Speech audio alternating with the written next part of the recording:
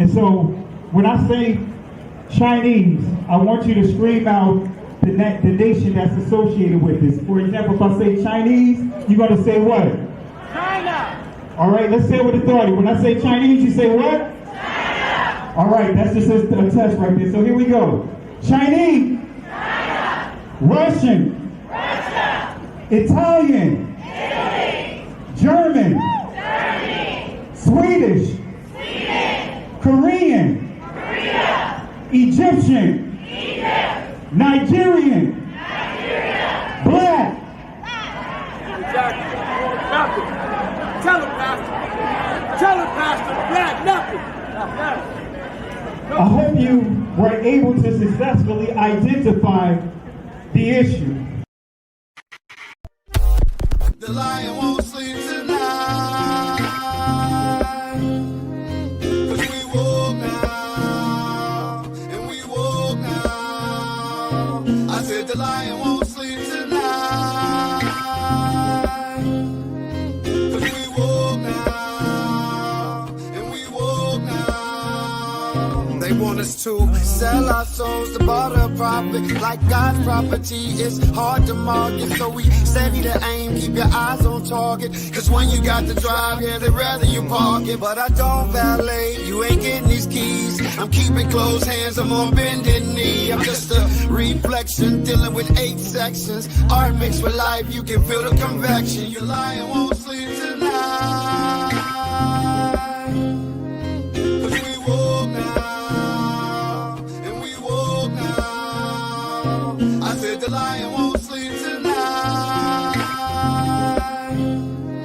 'Cause we woke now, and we woke now. I said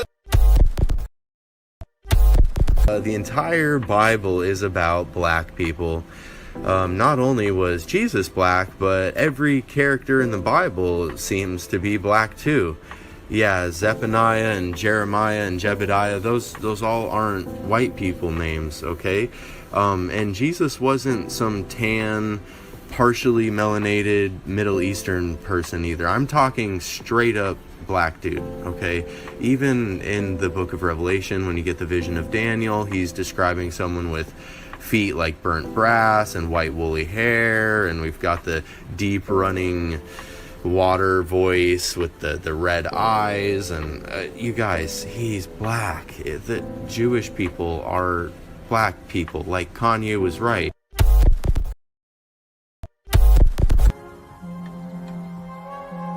Their bones were discovered in Kafse caves near Nazareth in Galilee in 1933. 13 fragile skeletons, one a woman, a tiny baby at her feet. When these bones were first uncovered, they were the oldest complete modern human skeletons ever found. The numerous skeletons that have been found in caves in Israel at the sites of Kafse and Shkul show us that there were modern humans outside of Africa over 100,000 years ago. Those modern humans may well have gone up the Nile corridor through Sinai and into the Middle East. Wells comes face to face with the man he's been searching for. A new portrait of the common ancestor of every man today. Adam.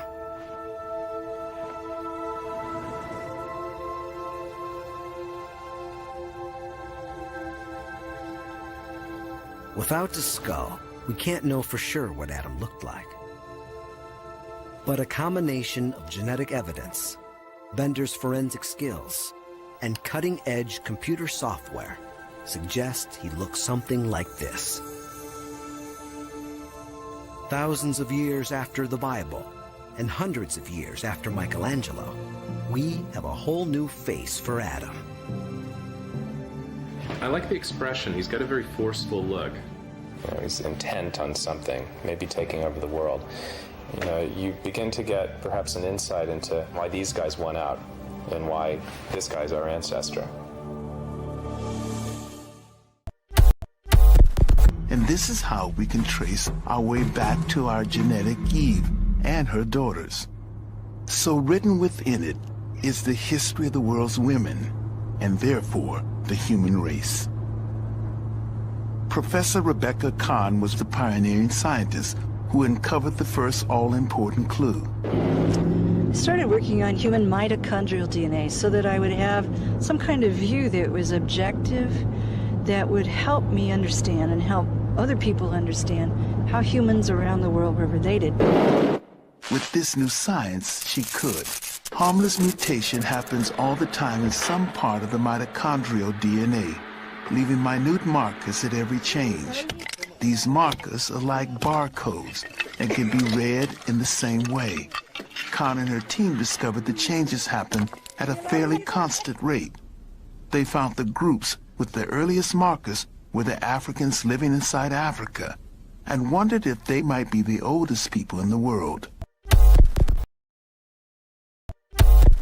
Now, the problem for me, it's not about color. It's not about white and black. This is a very reductive way to talk about things. This is the way that Americans talk about it. I'm very sorry. Like, I come from Egypt. Egypt has a very diverse color palette. People can look like me, or they can look deeper skin tone, like Anwar Sadat, who comes from a Nubian origin. It's not about black and white. It's about the continuous culture appropriation and falsification of history that has been done by what the so-called Afrocentrist movement. The Afrocentric movement started last century as a way, in a good intention, to teach African American about their rich history of West Africa, the great empire of Benin, of Ghana, of Songhali, the great empire of Mali. But the thing is, that's why you find people like Kevin Hart, who subscribes to these theories, who claim that his ancestors built the pyramids. That's why you find people like Kevin Hart. That's why you find people like Kevin Hart, who subscribes to these theories, who claim that his ancestors built the pyramids, who claim that his ancestors built the pyramids, who claim that his ancestors built the pyramids. I'm sorry, your ancestors had their own wonderful civilization in West Africa. They are culture appropriating my culture. The Arab is not an Egyptian. I come from Egypt. Egypt has a very diverse color palette. People can look like me, or they can look deeper skin tone, like Anwar Sadat, who comes from a Nubian origin. The Arab is not an Egyptian. The people who built the pyramids were not Arabs.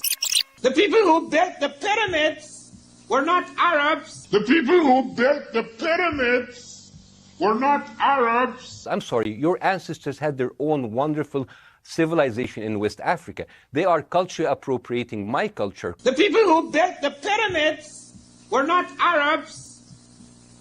I know, man, because I am responsible for returning to the bloody Arabs the splinters of the Sphinx's nose and chin, and the Arabs do not want to remake it because it looks Negro. But the CT scan has one more surprise for Alejandro: Shammai's ethnicity.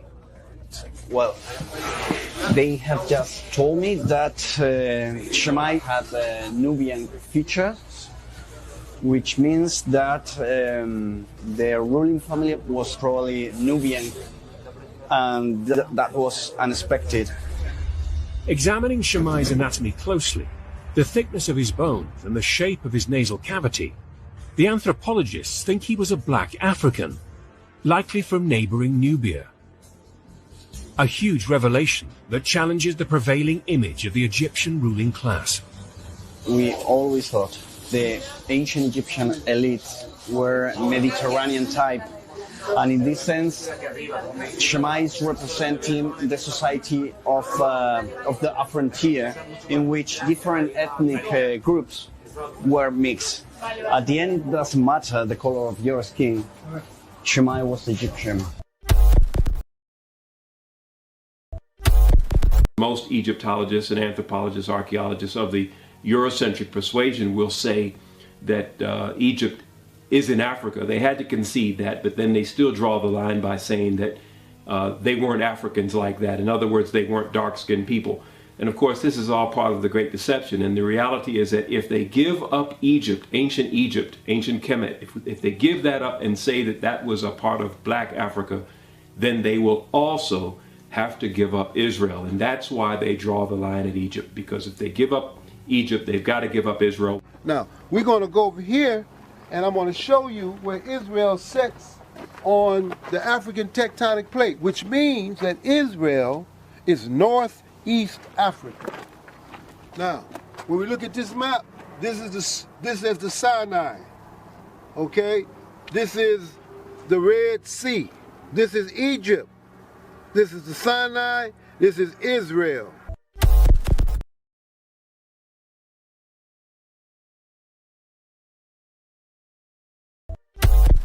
All right, this is Saudi Arabia over here.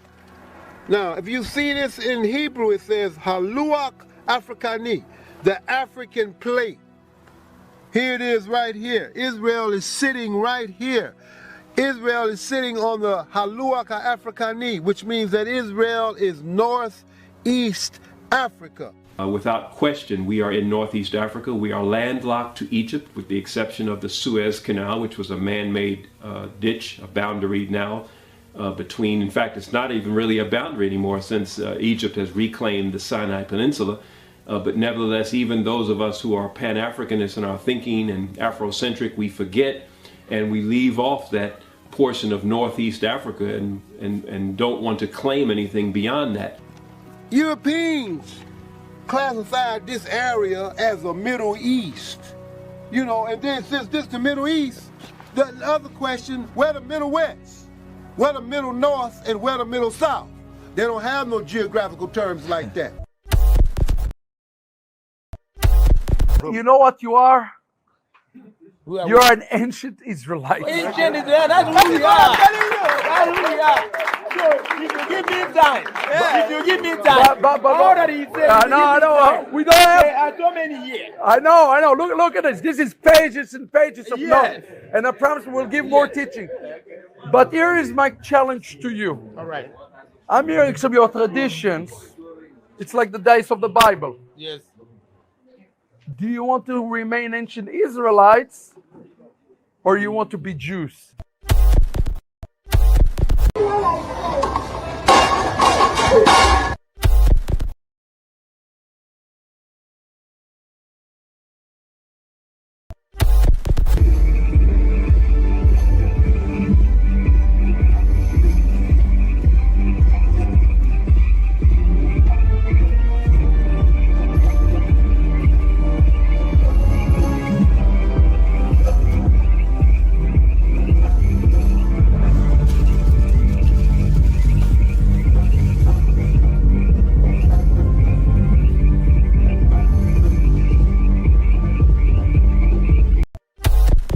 Cults and the bloodlines that continue to these generations, and I think you're the first survivor, perhaps, who's actually detailed how that has continued over the ages. So, if you could maybe expand on that a little bit, I think the viewers would find this fascinating. What specifically would you like expanded on? So, what was the cult that you mentioned earlier, the ancient one? The cult of Baal, B-A-L. Yes. B-A-L. Yep. I know very little about it. My family masqueraded themselves as Jewish publicly, but behind closed doors, you know, at Passover dinners, when I was drugged, would admit we are Satanists.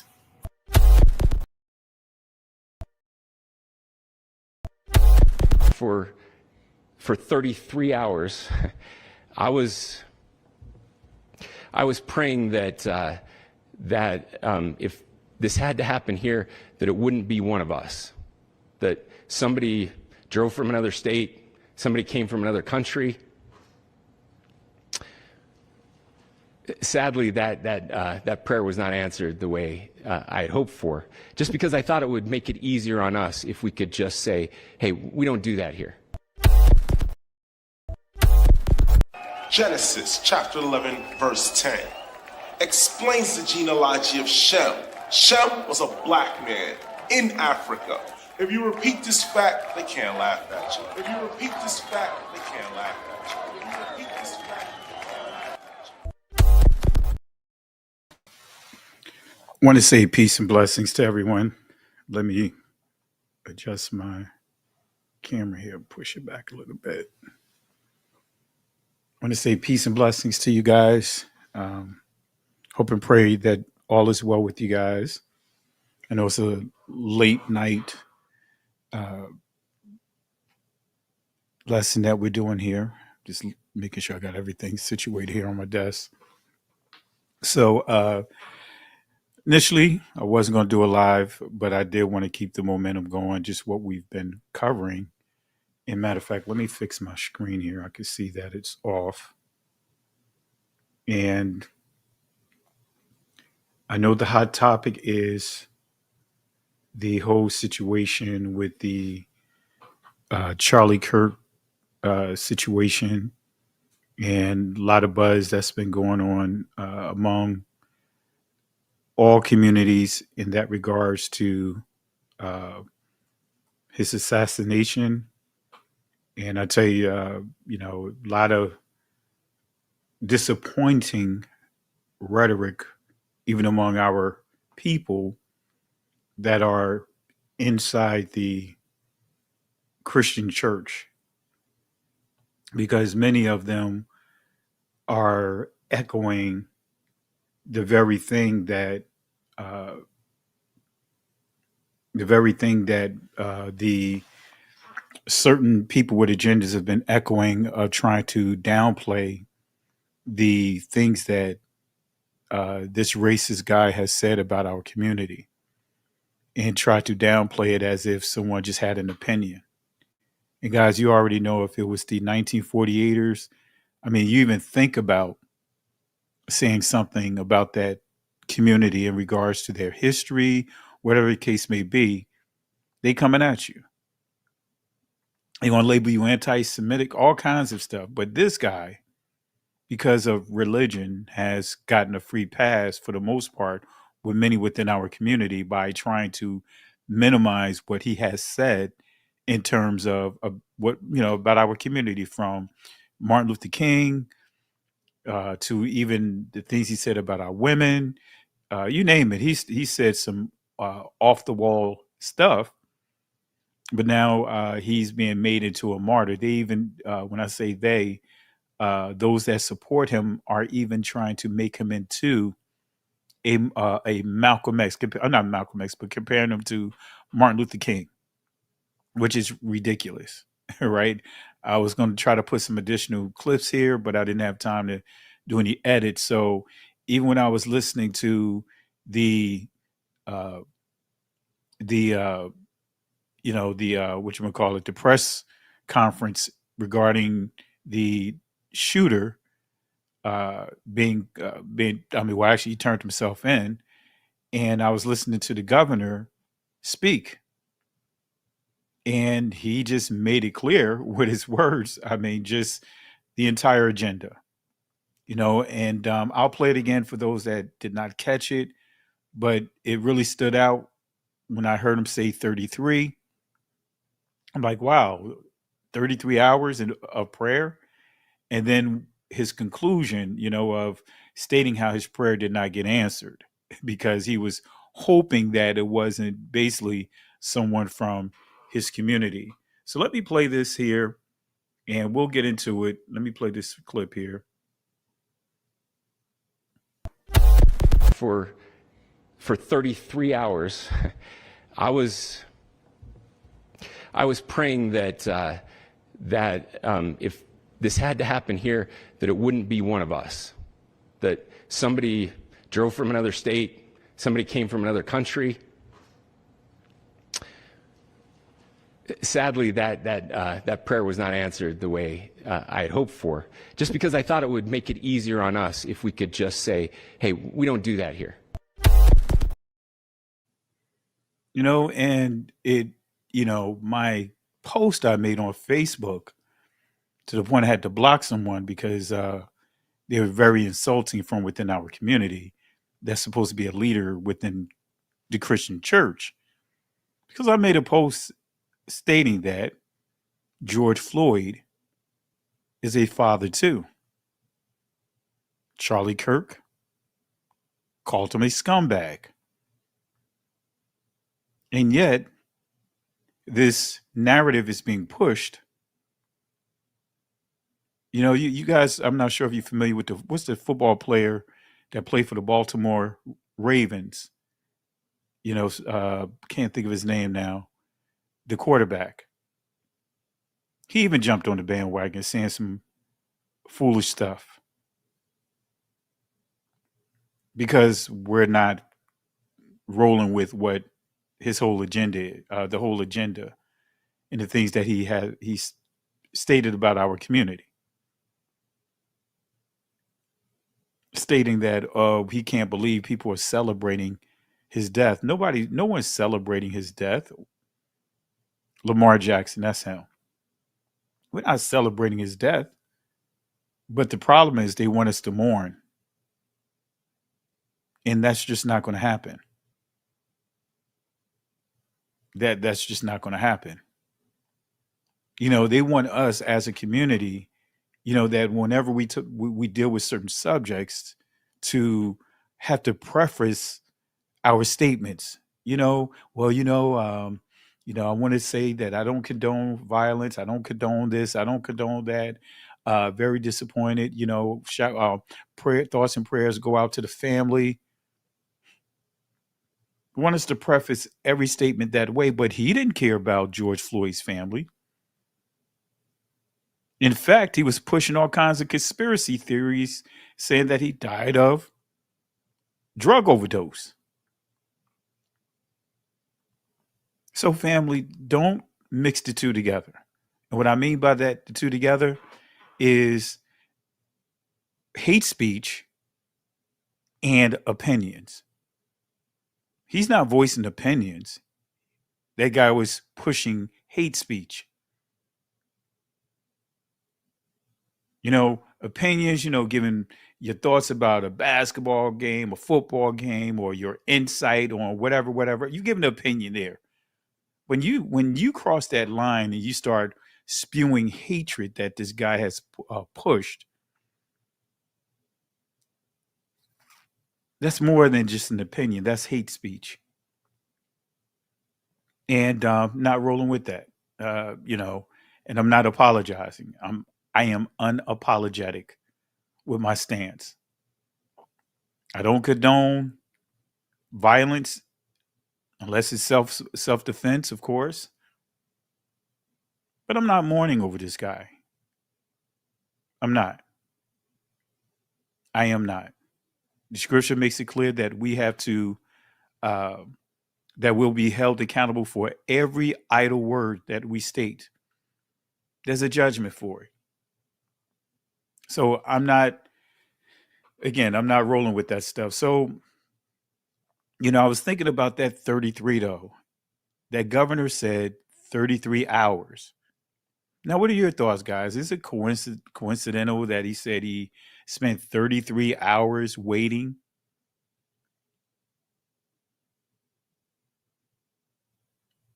Did you guys hear that? When he said he spent 33 hours waiting and hoping and praying that for a certain outcome, a certain results, he was hoping that it was not done by someone in their community, his community.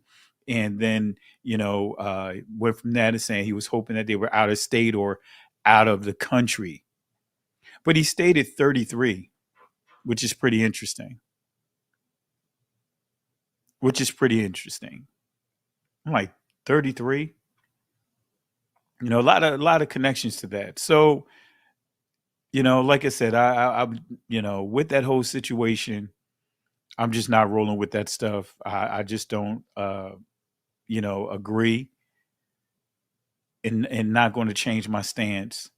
I'm not going to incorporate that in my prayers. Because again, if you want to say that the Messiah would have told us to pray for him, that's an absolute lie. Because the Messiah didn't pray for everyone. He said he only prayed for those that belong to him. That's the scripture. That's the word. He only prayed for those, I believe that's John chapter 17. He only prayed for those who belong to him. And with the rhetoric that he spoke, no, he didn't belong to, no, Not going to convince me. So I'm not obligated to pray for him. I'm not obligated to pray for any of those that have an agenda for towards our community. And please don't take out of context. Love everybody. Love your enemies, because that's not the proper context. Is not referring to those that's trying to kill us, because there are laws for defense. You know, uh, judgments on those that are trying to take someone's life from within our household. But nevertheless, let me go ahead and stretch the screen out. We'll cover this a little bit. I know that this is also fight night. I know there's a Crawford Canelo fight going that's about to take place in probably another 30 minutes to an hour. So we're just going to go ahead and get started here. But like I said, that's why I want to put up here on your screen, Cult of Baal, 33 hours of prayer. 33 hours of prayer. 33 hours of prayer. That's an interesting thing that he said. So let me stretch this screen out. And I may even do a live tomorrow, depending on how I'm feeling. I may do a live to continue with the language. I know we had a great live earlier this week when we dealt with the language, the ah sound, or should I say the omega alpha sound that makes the owa, and how that connects to sexual rituals similar to the hexagram and things along that line, and how many are taking this thing and running with it, thinking that that is part of the name of the Father's name. So we'll deal with that probably tomorrow. I got to put the slides together. I meant to do it tonight, but I didn't have a chance to put the slides together so we could continue on the momentum, what we dealt with Monday. But tonight we're going to still deal with the cult of Baal. And let's talk about it a little bit, family. Because again, like I said, family, language is everything, and I know some of the arguments, so many of the arguments that are out there, and how the patchwork are trying to say, well, the Most High's name, and I'm not trying to offend any of you guys, but I'm just stating the truth about the Most High's name is Yahuwah, based off of whatever formulas they're coming up with, the Greek, right? The Septuagint using the Iowa, right? And just really walk you guys through about what transliterations are, and that Iowa that is not the short form of the Father's name. That is interpolations by the Greeks, and I've always shared sources, not piecemeal things based upon those that are embracing the Masoretic, points, the Masoretic text in terms of the phonology of the Hebrew language. But anyway, the cult of Baal, let's go ahead and touch on this. Again, this is this Governor Spencer Cox. For 33 hours, I was praying that if this had to happen here, that it wouldn't be one of us. That somebody drove from another state, somebody came from another country. Let that sink in, family. Yeah, Myron, 33-degree of Scottish rites. And what's interesting, what many don't know, is that when you start dealing with the Scottish rites, guess who created the Scottish rites here in this country? I'll put that inside a thought for you guys. Who do you guys think created the Scottish rites? Who do you guys think created the Scottish rites? Just type the name if you. Let's see here. Just type whatever your thoughts are. Just type it inside the chat. All right, and I'll just give some shout outs as we address it, which is pretty interesting. All right, so technically it's 32 degrees. The 33rd degree is an honorary degree, right? When you understand Freemasonry. All right, but still it's 33 degrees, but that 33rd degree is an honorary degree. But let's go ahead and look at some of the answers here. Someone posted here the KKK. Actually, shout outs to Jesse.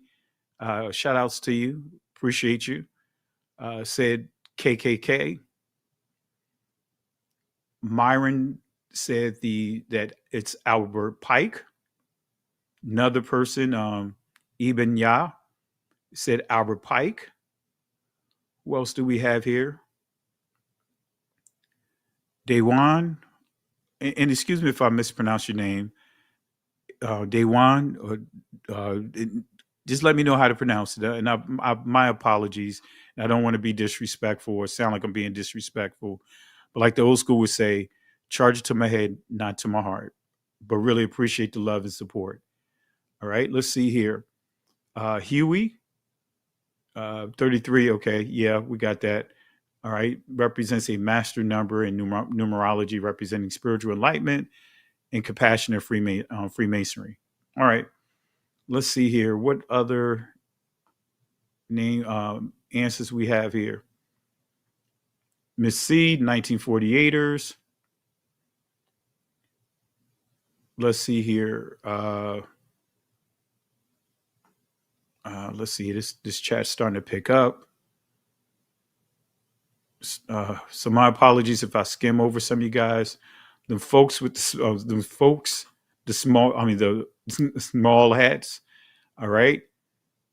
The small hats, Mama E. Let's see here.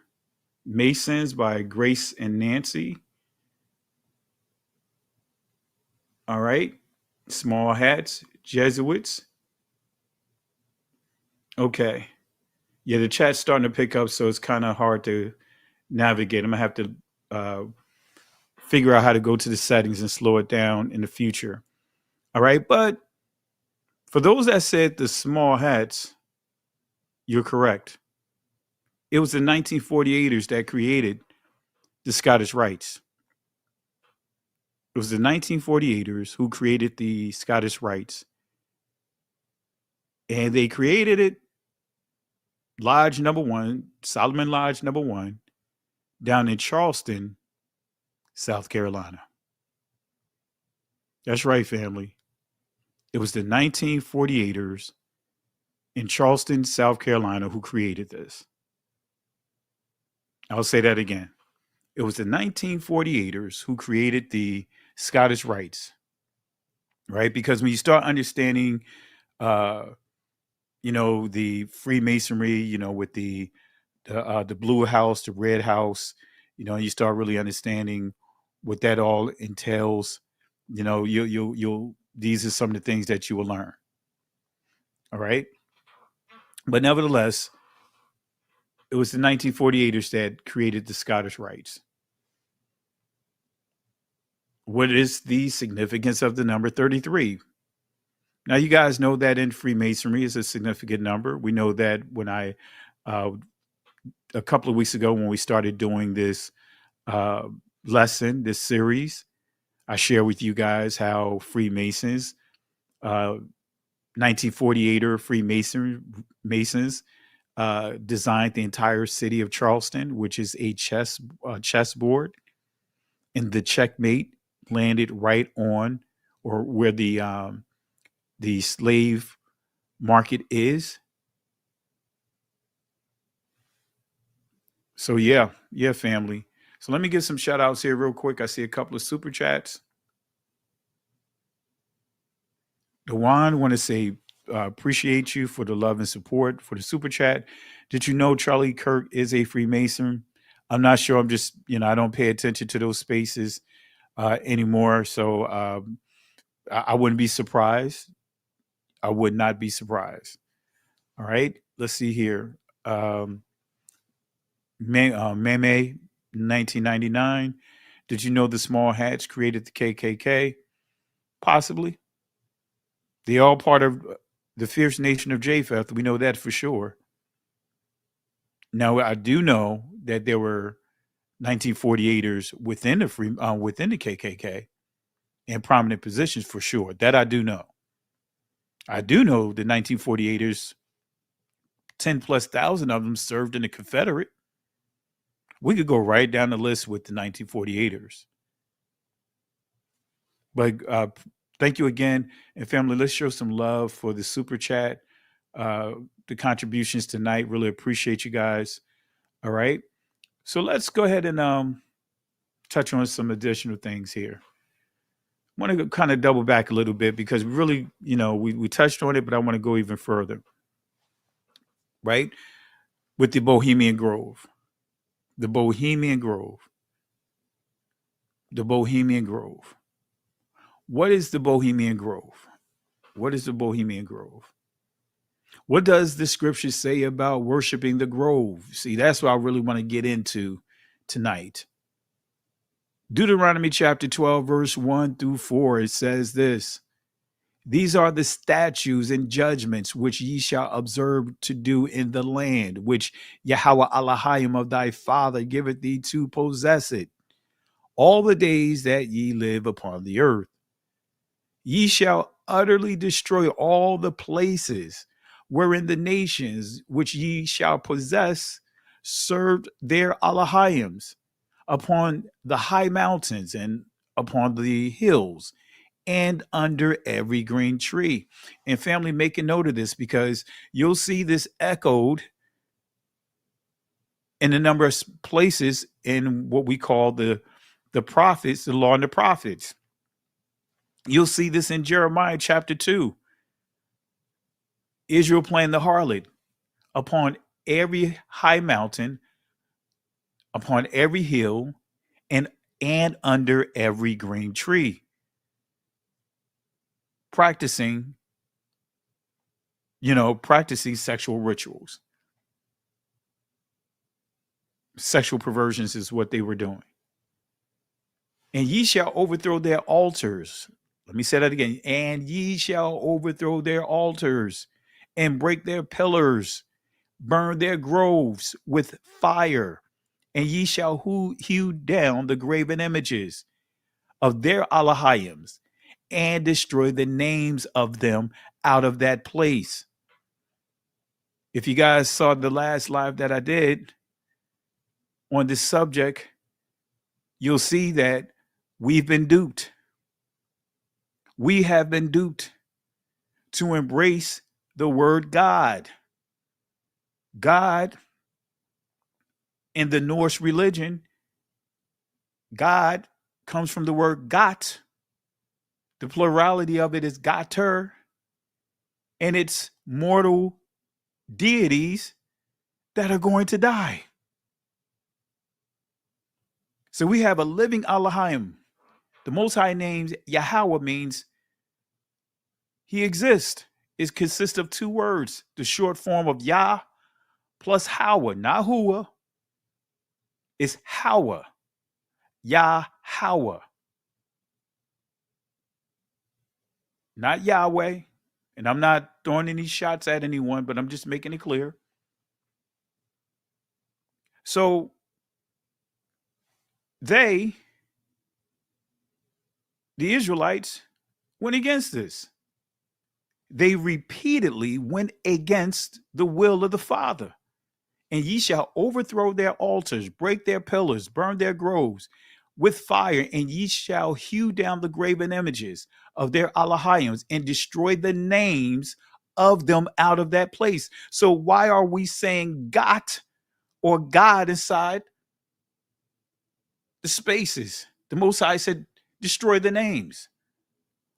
We should be saying the Father's name.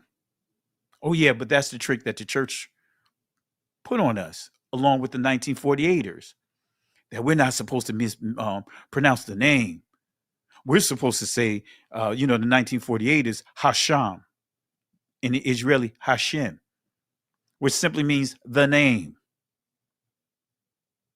Come on, family, too easy to deal with.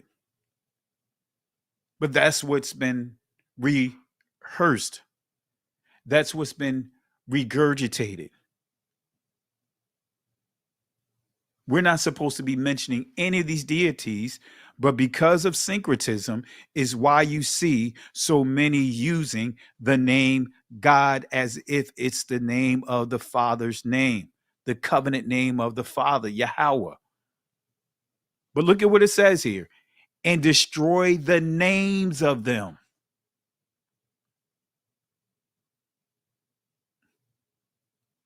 Just that simple. So what is the grove? What is the grove? And I may, if I have enough time, I'll add it to this lesson to connect the dots here. You guys probably remember I did a Christmas series years ago, introducing more clarity on a group of dangerous people, but we'll get to that when we get there. But what is the groves? What is the grove? The Hebrew definition of groves. Let's break this down. You see here it says Asherah.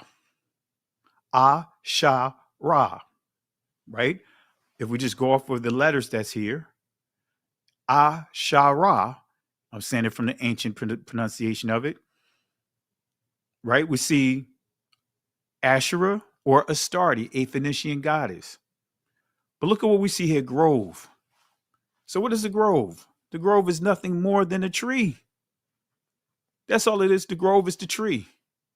But let me show you something here while we're here. I'll come back to this real quick. Let me go to an image here. This is from a lesson that I did on Monday for those that were not able to catch that on Monday. But let me show you the perversion of the O-A sound, Owa, right? This is also considered a grove. I wanted to point this out. This tree here is considered a grove, also a pole. This is where you get the stripper pole from. But it's also a phallus. This represents the male reproductive organ. I'll just say it like that, just to keep it clean and respectful.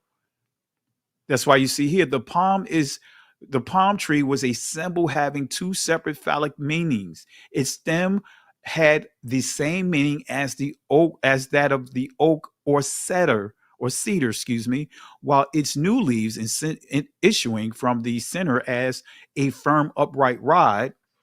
Right? This is what I'm reading, family, what you see here. An upright rod, and that's the tree that I'm making reference to. Let me zoom it in. Again, the palm tree, right? Let me say that again. Yahweh and Yahuwah, I see someone post a comment here. Yahweh or Yahuwah are a verb meaning to be. That's not the meaning of Huwa. That's Huwa does not mean to be. Actually, Hawa means to exist. Huwa means, right, destruction. Huwa means, it's a negative word, right? So, and I'll bring that up here in a second here before I forget, and we'll get back over to the grove. So again, and I encourage you guys, go look at the lesson I did on this. But I'll, for the sake of, since I brought it up, I'll make sure I cover a little bit of that if I, make time for that. All right. So look at here. The palm tree was a symbol having two separate phallic meanings. Its stem had the same meaning as that of the oak or cedar, while its new leaves issuing from the center as a firm upright rod of scepter form, coupled with its seed vessels hanging from the lower parts of the leafy head, could not escape the eye of these early people who sought eagerly for every phallic similitude in nature. Later, the Greek Alpha and Omega were put on this tree to indicate the sexual organs, where the beginning and end of life and represent creation in figure 15. And that's what you see here. So they're telling you here that on this tree, they would put the letters Omega and Alpha on this tree. All right, Huey, let's be respectful. No one's saying that you made anything up, but I can prove to you what I just stated. Let's be respectful. And I can tell you emphatically with sources that I'm not Huey, but excuse me, Hua, that is not, it doesn't mean to exist. So listen with intelligence, Huey. Give it a rest, and we'll address it. But this is not going to be a back and forth inside the chat and have side conversations. I always show receipts. Just like you said, linguistics is one of your many interests. It's my interest as well. And I've proven that over the years. And I'll show you sources that what you're posted is not accurate. It's not correct. But nevertheless, let's stay on topic. Let's be respectful. You could disagree. You're entitled to that. But let's not do it here right now. Let's not be a distraction in the chat. Okay? Appreciate it. Okay, so as you see here, family, later the Greek Alpha and Omega were put on this tree to indicate the sexual organs were the beginning and end of life. So, family, this is why it's important for us to understand languages, right? Every language is going to point to their culture. The Greek language is going to pay homage to their culture, their deities. And when you understand the Greek, they didn't, when they said theos was used in exchange for saying the Father's name. Even though in the Septuagint, right, you see, the four continents, which is referred to as the Tetragrammaton, you see all the Greek there, but they put the Hebrew or the block letters of the Tetragrammaton to make sure they kept that separate. Continue to respect that name. So that's a whole nother discussion here, family. But Alpha and Omega, as you see on this tree here, this is what they will put on this tree. Omega Alpha, or Alpha and Omega. Think about Revelation chapter 1. Revelation chapter 1 sums it up to prove this point here. That's not a Hebrew school of thought. I'm the Alpha and Omega. No, it's I am the Ah and the Tha, which those two words come together and form the word sign. Now, of course, the first letter, the Alap, numerical value is 1, leadership, authority. But then when we get to the Tha, it means sign. It also means covenant. But together they form the word sign. So, family, with that being said, this right here further proves that we need to understand the Hebrew school of thought, especially when it comes to understanding the text. Some will say that it doesn't matter. I beg to differ. So let's go ahead and fast forward back to where we were. Let's go back to Lilith. Let's go back to Lilith. And since we right here, since I was right here, this is dealing with the Wa or the Vav. Because, family, as I stated, there were no vowel letters in ancient Hebrew. There were no U sounds in ancient Hebrew. There was no V sounds or Vav sounds in ancient Hebrew. This is just a little source here showing that there was never a Vav. There was the Wa sound, the Wa consonant made the exact sound that it makes, even though some would say Wa. But in ancient Hebrew, it'll be pronounced Wa. It wasn't Yua. It wasn't Vav. It wasn't an O sound. It wasn't an E sound. The ambiguity was added by the Greeks because they had no use for this letter. So this letter can make a number of different vowel sounds in the Greek. Likewise with the alap and also with the yad and with the ha.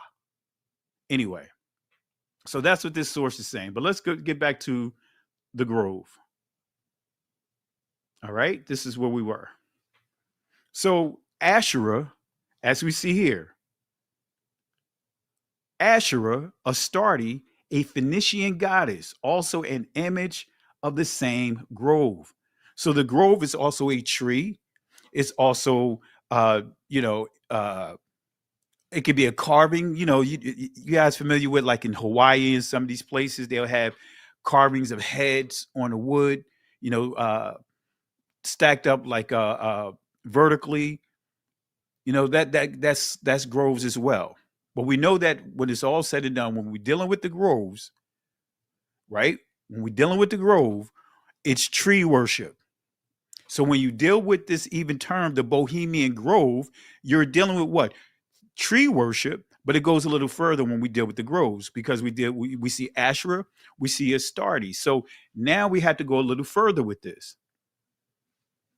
A Babylonian, Astarte, Canaanite goddess of fortune and happiness. Notice what it says, a Canaanite goddess of fortune and happiness. Now, this is synonymous to the Roman god or goddess, fortune or fortuna. This is where you get lady luck. This is where you get the lottery from. This is where you get the Russian roulette, not Russian roulette, the roulette table. I'm about to say Russian roulette, the roulette table. This is where you get the Wheel of Fortune. This is where you get the blackjack. All of that comes from this deity right here. All right. And I will, do I have it in? I do have it. Let me see if I have it here.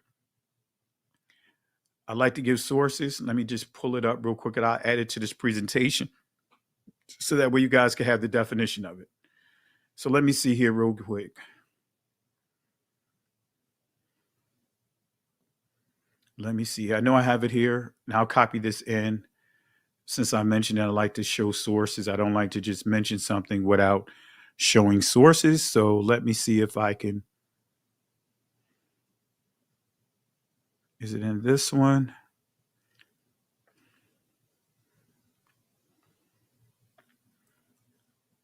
All right, let's see here.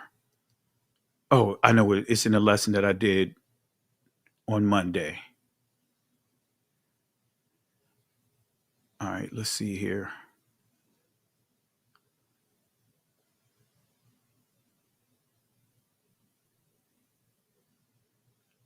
Yeah.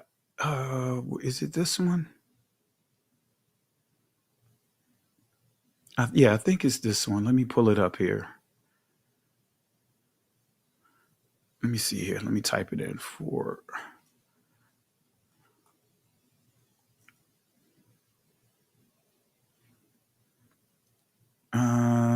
You know what? It's in this lesson. I know where it's at. Had to think about it. Let me pull it up real quick. Actually, let's bookmark this. It's actually on this slide here from last week.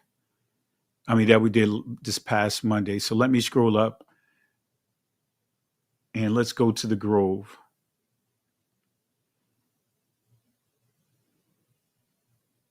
All right. This is fortune right here. This still ties into the Grove. All right. And this is those that will try to still push the usage of the word God by trying to say, well, look, God, they start trying to point to Mesopotamia. They start using certain names like God. But let me show you what God means in the ancient Hebrew.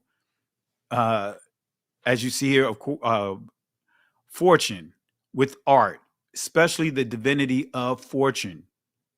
And notice what it says, worshiped by the Babylonians and by the Jews, or should we say Judah, Yahweh, exiled among them, elsewhere called Baal, right? Baal or Baal, right? So This is what led me over to Fortune or Fortuna. Look at this. Fortune, the Roman triple goddess of fate.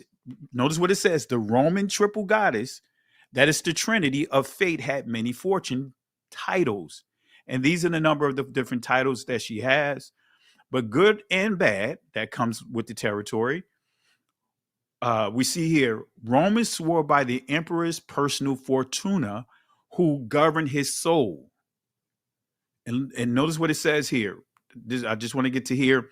Greek, Tich, was the same as Fortuna, right? But this is where I want to get to here. The key is, right? She who turns the year, the great mother turning the celestial wheel of the stars, and also the karmic wheel of fate. And this is why you see the wheel here, right? This is the mother that is referring to, right? But that's the wheel right there. That is the wheel of fortune. That's where you get that from. That's where you get the roulette table. This is where you get the lottery, all based off of this deity right here. Goes on to say, halfway around the circle at the point of midnight, holding in his right hand the poppy stalk of the sleep of death, turned downward. In this case, Fortuna and her consort stood for a fortunate life. Right? It goes on to say, on the goddess magic wheel of time, odd numbers were sacred to her, even numbers to her consort. Roman religious festivals were scheduled for the odd numbered female days because they were supposed to be more propitious than male days. Fortuna became patroness of gamblers when her fate wheel was secularized as the carnival wheel of fortune, and she was renamed Lady Luck. Okay, just wanted to point that out since we're dealing with Fortuna, right? Let's go back down to the grove because it did mention Fortuna, Babylonians, right? So that word God in Hebrew, we're not dealing with GOTT from the Norse, God, right? Because also what? Gad, right? God, one of the Hebrew sons, right? So this definition points to the Babylonian goddess of fate, of fortune. So let's go back here. Let's go back to the definition here. I just wanted to point that out. You guys know how we do here since it's all connected here. So let's go back here. All right. So it's kind of like a refresher for some. But let's go back here to this definition here. Where is it? Where is it? Where is it? I know I saw it. All right. There we go. All right. So Babylonian Canaanite goddess. And notice what it says here. Of fortune and happiness, the supposed consort of Baal, her images, the goddess, right, or whatever, her images, sacred trees, or poles set up near an altar. So who is Asherah? Let's get some more history on Asherah. Asherah, Semitic name of the great goddess, possibly from Old Iranian, Asha, which means universal law, a law of the matriarch, like Roman Ius Naturali. Asherah was in wisdom the mistress of the gods. Sumerians called her Ashnan, which means strength of all things, and kindly and bountiful maiden. Her sacred city, Marash, appears in the Bible as Marashah. Joshua chapter 15, verse 44. The Old Testament Asherah is translated to grove, without any explanation that the sacred grove represented the goddess's genital center, reproductive organs, birthplace of all things. In the matriarchal period, Hebrews worship the goddess in the groves, right?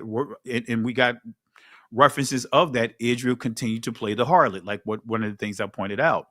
Later cut down by patriarchal reformers who burnt the bones of Asherah's priests on their own altars. So guess what? Tree worship is the worship of the groves. Let me say that again. Tree worship is the worship of the groves. The stripper pole is the worship of the groves, because that's one of the addictions among our community, right? See it in the music videos and all those different things. If you're in that hip hop scene, at one time, especially in the 90s, it seemed like that's all they showed inside the hip hop videos was the stripper pole.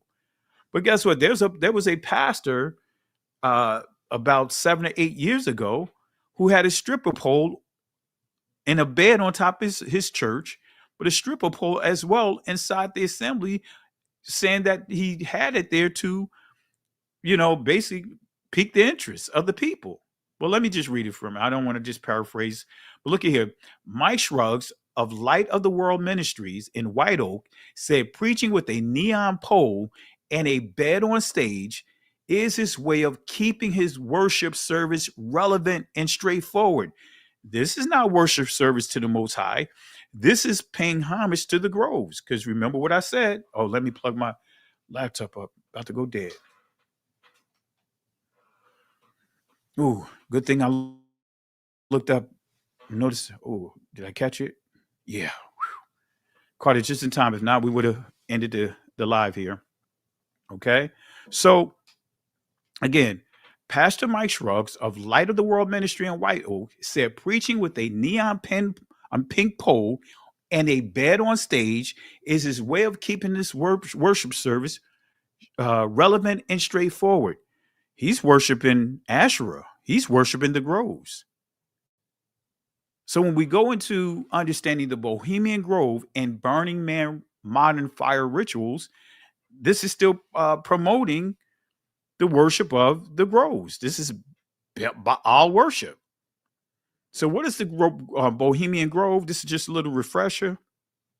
The Bohemian Grove is a 2,700 acre private campground located in Monte Rio, California, owned by the Bohemian Club, a San Francisco-based all-male club founded in 1872. And one of the noted people that was among that was Mark Twain. Right? They shifted, tried to make shifts to it, but it was like tried to make it all about the writers and all that, and anyway, that's a whole nother discussion. Each year in July, it hosts a 2-week retreat attended by some of the world's most powerful men, including U.S. presidents, Fortune 500 executives, military leaders, and media moguls. Again, it's located in Monte Rio, Sonoma County, California, 2,700 acres, Redwood Forest, prime real estate family, 2,700 acres, Redwood Forest, private Bohemian Club, the membership elite, most white males, largely Republican, and overwhelming influential in business, politics, and media. So Bohemian Grove is known for bringing together former and sitting presidents, cabinet members, federal judges, CEOs of major corporations. Richard Nixon was there. Ronald Reagan was there. George W. Bush was there. Henry Kissinger was there. Colin Powell was there. Donald Rumsfeld was there. And again, women are not allowed as members and rarely allowed on the premises. So one of the most infamous symbols, rituals performed at the Bohemian Grove is what is called the cremation of care ceremony, right? So that takes place before a 400-foot stone owl, which supposedly represents wisdom. And this is an actual image of it, right? This is them at the base of it with the fire burning here. And this is a giant owl, 40-foot owl. Involves a mock human sacrifice performed by men in robes. And you see, look like Catholic regalia right here, right? With this fish hat. Symbolizes banishment of worldly concerns to allow the elite to relax. So the Bohemian Grove is often linked to the other secret societies such as Skull and Bones, right? Which George W. Bush was part of. What's his name? Oh man, I can't think of some of their names. Both on the Democrats and Republicans. I can't think of their names off the top of my head. But anyway, Bohemian Grove is often linked to other secret societies such as Skull and Bones, Freemasonry, the Bilderberg Group, Trilateral Commission, Illuminati themed global conspiracy circles. All right. So could the founders of this group possibly be crypto 1948ers? Absolutely. Because when you research them, everything lines up, even though they're trying to say that they're not. So walk like a duck, talks like a duck. But for us, they'll try to make it seem like it's a platypus, not describing an actual duck.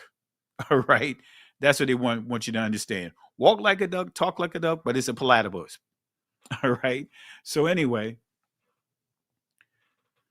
the early Bohemian Club figures were crypto 1948ers, or at least closely affiliated with the 1948ers' heritage, culture, or philosophy in ways that were deliberately obscured due to social pressure of the time. So who is this owl? Who is this owl? The owl is connected to the goddess Minerva. Let me say that again. This owl is connected to the goddess Minerva. Who is Minerva?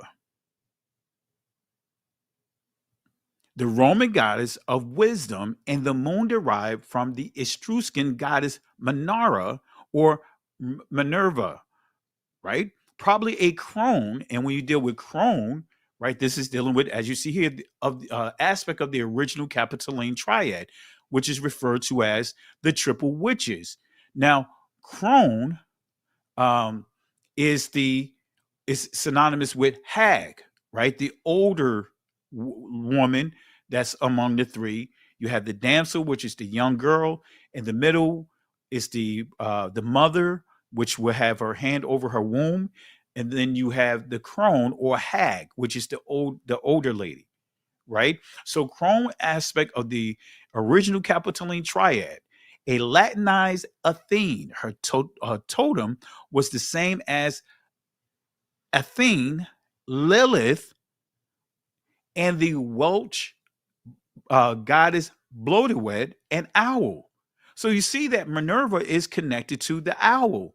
But then we also see a Capitoline triad, right? This is where you get the term Trinity from these guys. The Trinity was taken from these belief systems. That's not original. That's not a biblical term. So her totem was the same as Athene, Lilith, and the Welsh goddess Blodeuwedd, an owl, which consequently became known as the bird of wisdom and of witches. Now, guess who these individuals are? See, when I first did this lesson it's been well over 10 years ago, I did a series called Christian Witches. And I remember seeing Beyonce and her mother and her daughter, I guess Blue Ivy or whatever, when she was performing, and it was an award. And I saw this, I was like, wait a minute. I said, this is all, you see Hinduism all over this. You see and it's in a reverse order, right? The damsel right here, the mother, and she's pregnant, right? And then the crone or the hag, and she has what? A horseshoe yanni is what she's wearing. Family, this stuff is not by happenstance.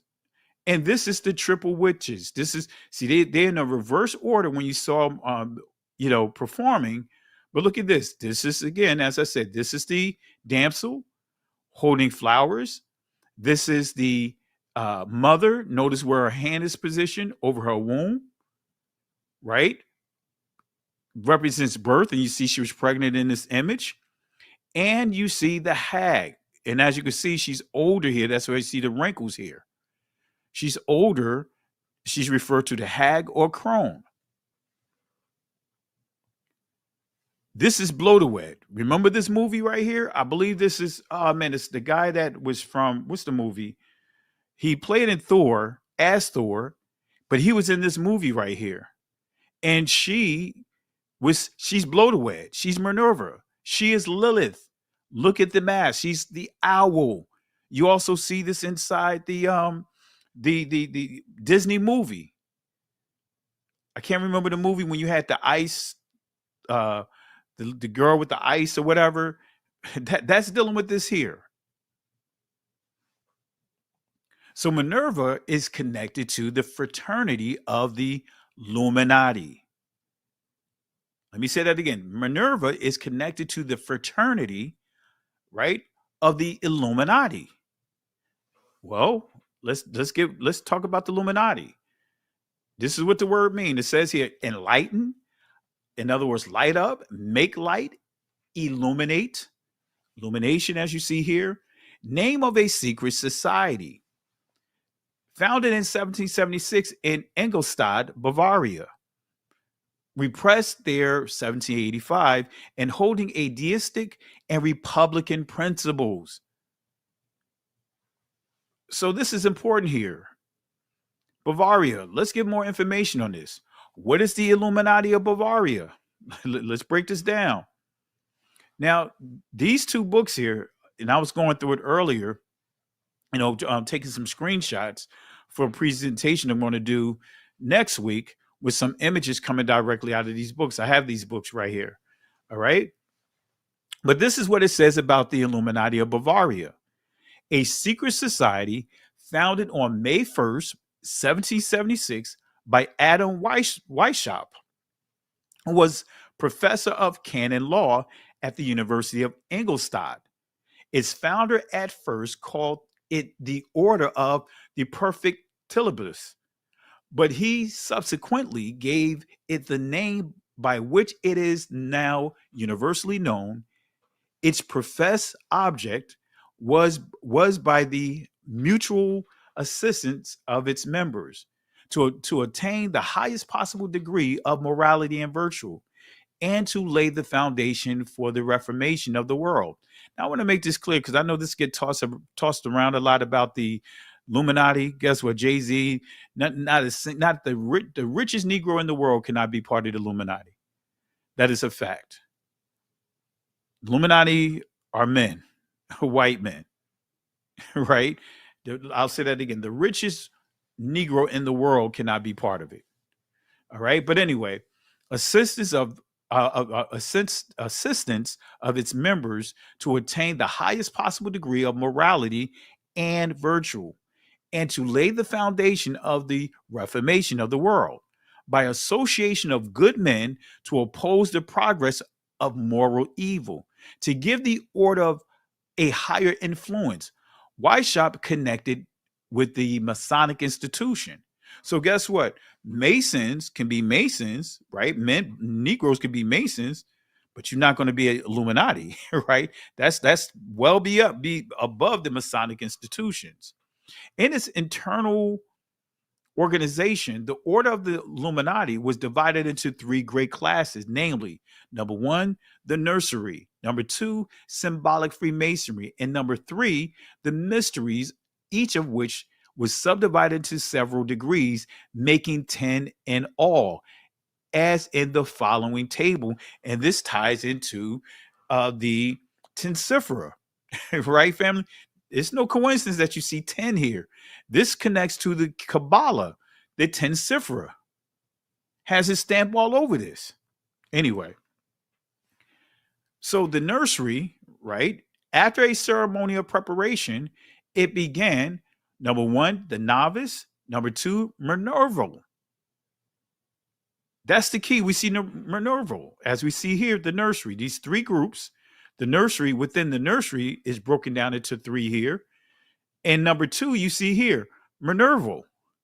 This still connected to what we just read about Minerva, right? And you see the owl, Lilith, Bledawit. It's all still connected, Asherah. So the Oxford Dictionary definition of Minerva, look at what it says here. Reminiscent of Minerva. So it's still connected here. So the worship of Minerva, right? And the sorority of the Delta Sigma Theta sorority, let me show you here. They worship Minerva. They pushing the worship of Minerva over there. You guys probably remember this. Some of you guys that saw some of my older presentations on Freemasonry and secret societies, this is coming directly from their own source, their ritual handbook, page 30. National President, we believe in a spiritual life, but we leave it to the individual to select the medium for its outward manifestation. Do they? Let's see what it says here, right? And these are some different mediums, right? You'll know witchcraft, right? You guys know what this is. This is the Ouija board, which is also referred to as the Egyptian luck board, right? You see the what you call it, the cards here, the tarot cards, the magic 8-ball, palm reading. All of this is related to satanic worship, portals, still tying into the spirit of Baal. Baal means gateway, but it also means confusion by mixing. All right. So that dial, when you forming that triangle with the hand, that's forming the portal, the dial, right? Excuse me for the transitions here. I didn't clean it up here. I should have done that. So this is why Minerva, right? Look at it. That is why Minerva, the goddess of wisdom, is our sorority mentor. Delta Sigma Theta Incorporated Grand Chapter Membership Intake Program 1990, page 106. They worship Minerva. So, which leads me to this word or this question here: what is a witch? What is a witch? Let's go to the etymological dictionary definition of a witch. Witch, female magician, sorceress, right? A woman supposed to have dealings with the devil or evil spirits. But I want to make this clear, family. A witch can be a male as well. Let me prove it here. Sorcerer, right? Wizard, man who practices witchcraft or magic. So a witch is not just a woman. A witch is a man or a woman, right? To practice witchcraft.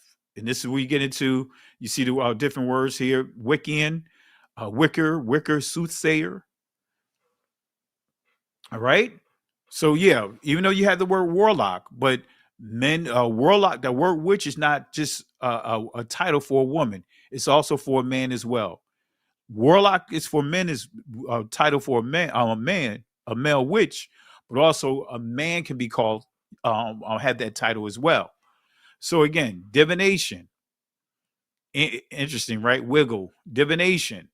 Necromancer, one who wakes the dead. So what is a witch according to the scriptures? I'm glad you guys asked. Let's define it here. Well, did I put it in? I think I did. But anyway, I don't think I did. I may have to put those scriptures here. Yeah, I didn't put it in here. I may have to paste it in here since I mentioned it. All right. But anyway, this is a source, the Women's Encyclopedia of Myths and Secrets. Look at what it says about a witch. There were many other words for witches, such as incantatrix, lamia, saga, maga. Wait a minute. Look at what you see here. Maga is synonymous with the word witch. Malefica. Y'all heard these terms right here in some of these movies, right? Sortilego, strikes or strix, benefica. In Italy, a witch was a strega or genera, an old title of a priestess of Jana or Juno. English writers called witches both hags and fairies, words which were once synonymous. Witches had metaphoric titles such as Barricularia, stick rider, fascinatrix, one with the evil eye, herbaria, one who gathers herbs, strix, look at here, screech owl. So we see maga is synonymous to the witch. And then we see magas, which is also male, a male witch, still is synonymous to the word witch. We see the word Screech Owl, the title here, that's dealing with Lilith. All right. We see here Lamia, Night Monster, Incantator, excuse me. In other words, worker of charms. Magus, wise man. And we saw here Maga, right? So Magus, still connected, still a witch. So Maga is interchangeable with a witch or warlock. So Maga and Magus is a worker of charms, which is interesting because if you go to the Church of Satan, which Maga is connected to, Elon Musk and all those guys are connected to, look at what it says here. I'm going to show you the fifth degree within this Church of Satan. So this is meritocracy at work. So if you are so inclined, keep us updated on your accomplishments so that your progress may be noted. So the no degree is registered members, active members, Satanists, first degree, witch, warlock, second degree, priest, third degree, magistra or magister, fourth degree. But look at here, magus, the fifth degree. And see, when you understand in Hebrew, the fifth letter is the ha, which means reveal.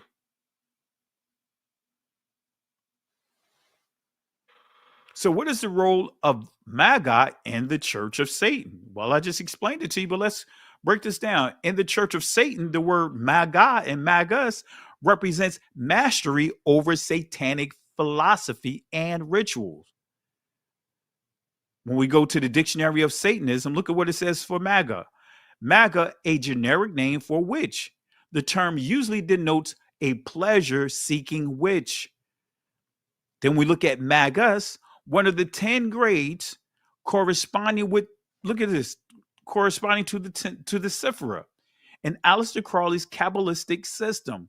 The Magus and Sephira 2, the sphere of the stars, attains to wisdom, declare his law, and is a master of all magic in its greatest and highest sense. So going back to here, Strix, because we saw Strix under that definition, Strix, the screeching owl, is in the scriptures. Let me say that again. Strix, the screeching owl, is in the scriptures. The owl the owl in connection to Lilith appears both in biblical scripture and in later Judaism, right? The 1948ers mystical traditions, not biblical, something that they wrote. Isaiah 34:14, and thorns shall come in her place, or her palace, excuse me, nettles and brambles in her fortresses thereof, and it shall be an habitation of dragons and a court for owls. Here's the kicker, verse 14. The wild beasts of the desert shall also meet with the wild beasts of the island, and the satyr shall cry to his fellows, the screech owl. In other words, Layath, that's the ancient pronunciation of it, also shall rest there. That's Lilith in the Israeli. That is Lilith. Lilith is not Adam's first wife. You know, that the 1948ers created that story, created that whole doctrine. That's not even biblical. That's not in the Torah. Let's prove it here. So there shall the great owl make her nest and lay and hatch and gather under her shadow. There shall the vultures be gathered, every one of her mates. And when we go to Lilith, the definition here, look at here. A night spectre, screech owl, Lilith, name of a female goddess known as a night demon who haunts the desolated places of Edom. So again, Lilith, name of a female deity known as a night demon who haunts the desolate places of Edom. So this passage is a judgment prophecy against Edom and Babylon, portraying desolation filled with demonic or unclean creatures. Lilith the owl is symbolic of dark feminine spirit, abandonment, or danger in the wilderness. So let's deal with some more of this 1948ers mysticism that they created, right? Because they created another Lilith. Lilith, this is what they would teach. Adam's first wife, right? But Adam's first wife, that whole story was a relic of an early rabbinical attempt to assimilate the Sumerio-Babylonian goddess Belit Eli or Belili to Jewish mythology. So they took this story coming from the Babylonians, as far as the 1948ers, which they have a habit of doing. When we did their first lesson in this series, the worship of Malak, and the Talmud says okay to worship him, right? To the Canaanites, Lilith was Baalat, the divine lady. Okay. Goes on to say Hebraic tradition said Adam married Lilith because he grew tired of coupling with beasts. So yeah, they teach, the 1948ers teach, that Adam copulated with beasts, with animals. He was participating in bestiality, and so because of that, that's where Lilith came into play. A common custom of Middle Eastern herdsmen, though the Old Testament declares it is a sin. In other words, bestiality is a sin. But this is what they're teaching, that Lilith, Adam, right? Adam was messing around with animals, and married Lilith. Adam tried to force Lilith to lie beneath him in the missionary position, favored by male domination, right? So this is all sexual perversions that they created. So Lilith the owl connection reveals that the symbolism at the Bohemian Groves. Come on, family. It's so much craziness here that these guys created. So the Bohemian Groves is deeply rooted in ancient esoteric traditions, not random or theatrical, right? Draws heavily on Kabbalistic and Talmudic archetypes, represents a ritual control of conscience and chaos, possibly reflecting the elite's psychological framework for power. So the 40-foot stone isn't coincidental because of the significance of the number 4, 40, and 400, right? The letter here, Dalath, the 40th, the letter that has the numerical value of 40 is the Mayam, which means transition. And then, of course, the last letter, which is the Tha, right? So the fourth letter of the ancient Hebrew letters is the Dalath, which means door, it means lid, it means focus. This is the entrance of the temple. So this is the letter right here, right? And this is the pictograph here, right? If you take the Bayath and turn it like how I turned it here, it looks like a tent, right? Of course, then when you take the Dalath and you put it at the entrance, then you can see the entrance, the door, the lid, right? So the 40-foot statue literally becomes a doorway, a threshold into ritual space, just as the Dalath represents the door of the tabernacle or temple. So 40 refers to Israel's 40 years of wandering in the desert, and 40 days the Messiah was tempted in the wilderness. This is why it's not coincidental, that the secret rituals take place deep in the woods, which is a restricted area. So 400 refers to liberation of the Israelites, and the Hebrew letter Tha, which is the numerical value for 400, means sign, proof, evidence, and also covenant. And that's the Tha right here. All right. Just giving you guys an idea where we are. And this is the Hebrew definition of the word sign. It means a signal, evidence, mark, miracle, proof. So the ritual deep in the woods represents a modern wilderness, which mirrors these wilderness trials, creating a ritualized imitation of purification or conquest, but used by modern elites not prophets or the righteous. So the elite walk through the Dalath, the door of the owl's ritual space, but they do not receive the Tha, which is the true sign of covenant, making the grove a false temple, possibly patterned off the true Hebraic structures, but inverted. So the phrase cremation of care at the Bohemian Groves is a ritual of reenactment of the ancient fiery furnace or the belly of the beast connected to the worship of Molech. So this is identical in the structure and theme to ancient Moloch or Molech rituals, which involved the following: fire altars, right, often beneath the idol; sacrifices, usually children; drums and chants to drown the screams, drown out the screams; ritual justification under the presence or pretense, of appeasing deities or achieving power. So the fire inside the idol represents again the belly of the beast, in which the source of the death disguised as power.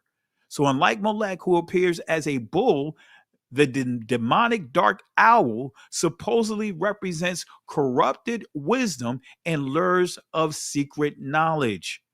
So what is the meaning of Bohemian, right? And we're going to wrap it. I'm gonna stop at a certain point because I do want to bring in the definition of Hua in here for the gentleman that was in the chat. So I'm going to deal with I think his name was Huey. I will deal with that here in a second. So what is the meaning of Bohemian?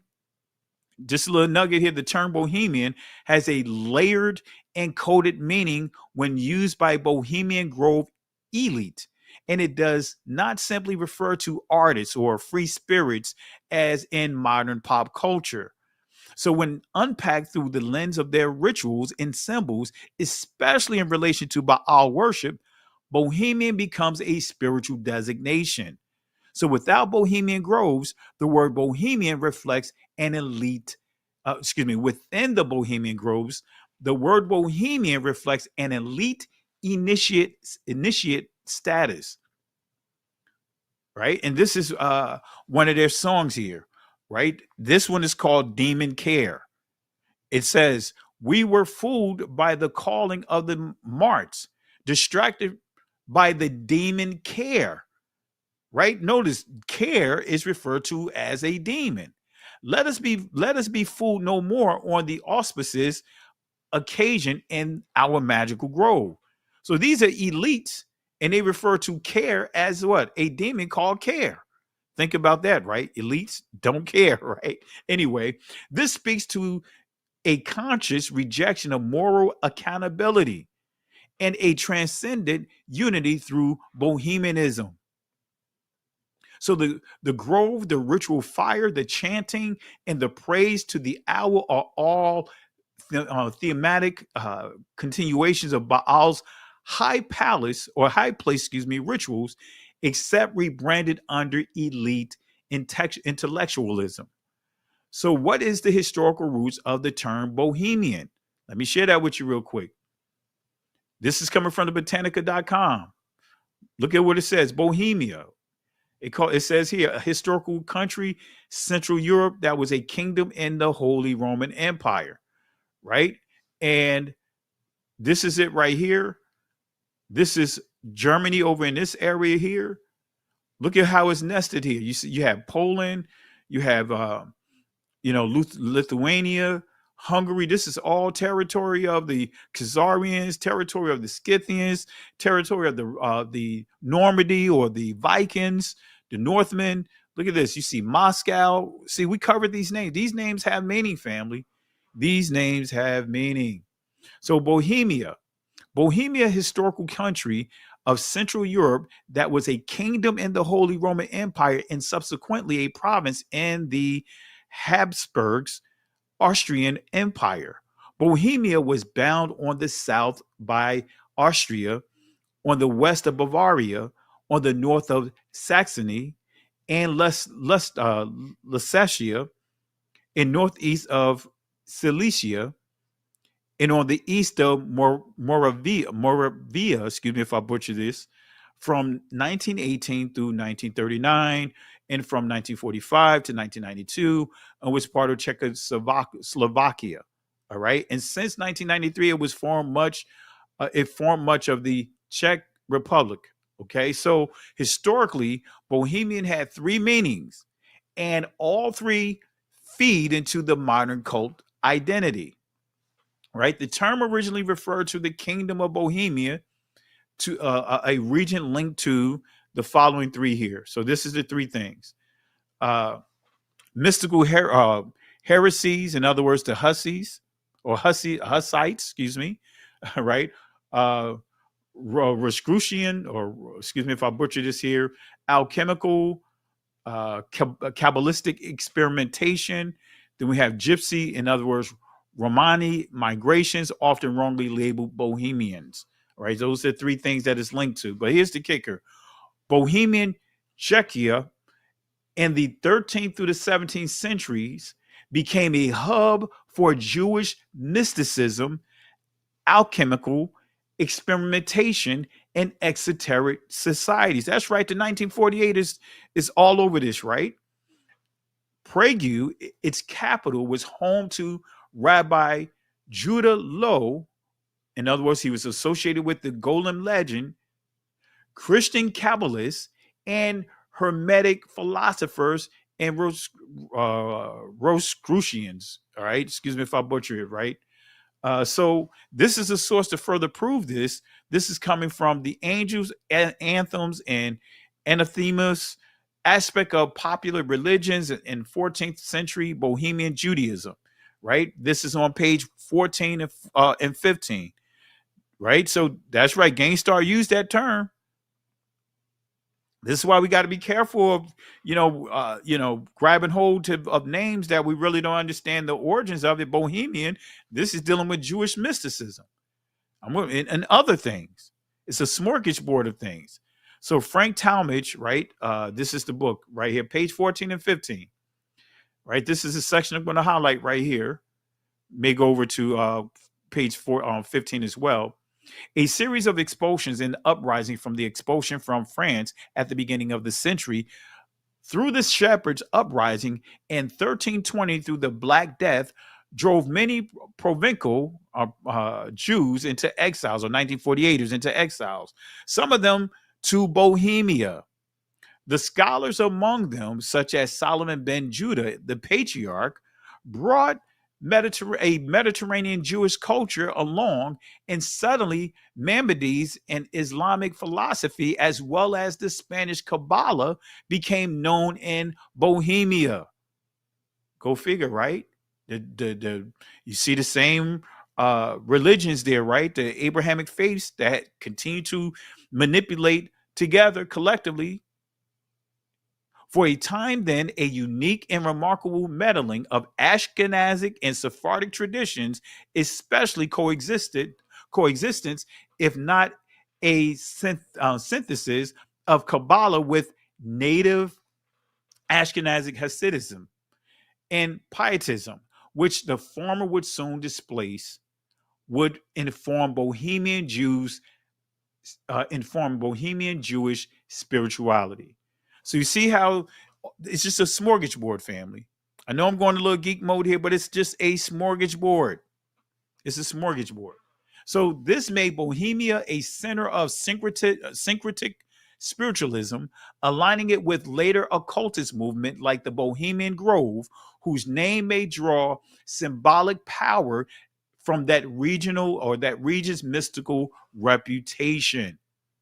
So a crucial migratory and ethnological bridge are the Scythians, who act as the glue connecting many of the nations of Japheth, the fierce nation of Japheth, which includes Magog, Gomer, Ashkenaz, and others. So the Scythians is the glue, as I pointed out.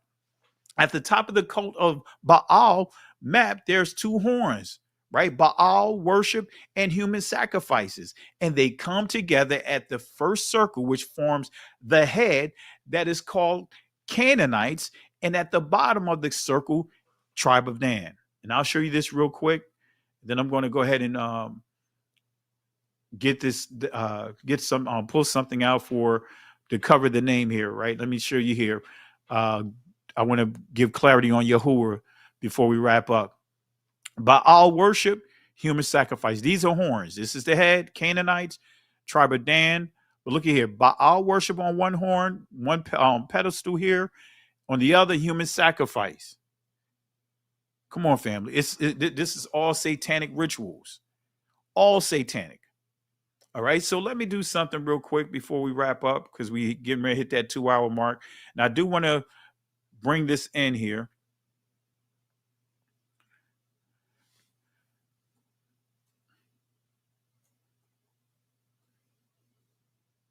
Let me bring this in.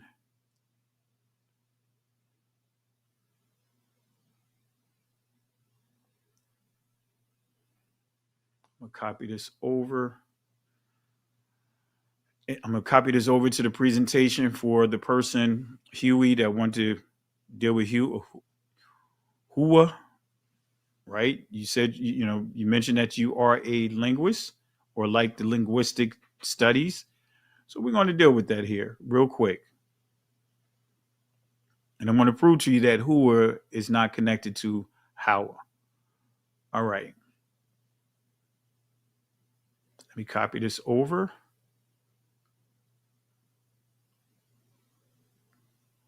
All right, so let me copy this over right now. Because again, if you study linguistics, especially the Shemitic languages, ancient Hebrew did not have vowel letters. It only had the ah letter associated with all its consonants. All right. And that's too easy to prove. I'm not going to do it tonight, because then that's getting into a separate teaching. I may do it tomorrow if I could get my presentation together quick enough. All right, let me see here. I'm going to put it right here.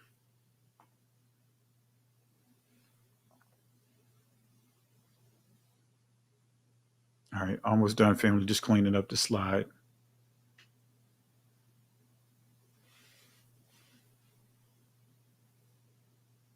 All right, let me fix this here.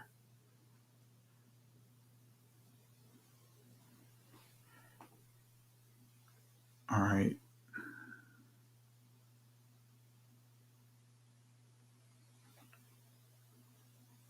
Almost done, family. I'm just cleaning up the slide here. So let's deal with Hua real quick for our brother Huey here, as he stated that he's into the linguistics of the language. So he should know this here. All right. He should have come across this here. Let me rewind it here. All right. What is the meaning of Hua? Let me show you what Hua mean. All right. Look at this. Look at this, Huey. If you're still watching, let me zoom it in.